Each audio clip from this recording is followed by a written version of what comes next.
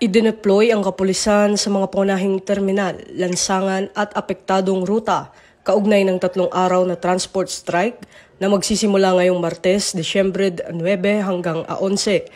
Ayon kay Acting Chief PNP Police Lieutenant General Jose Melencio Nartatas Jr., inatasan na rin ng mga police commander na makipag-ugnayan sa mga lokal na pamahalaan at iba pang ahensya ng gobyerno upang magkaroon ng iisang tugon sa inaasahang epekto ng tigil pasada. Layunin umano ng PNP na hindi lamang bantayan ang mga kilos protesta, kundi tiyaking matutulungan ang mga pasaherong maaaring ma-stranded.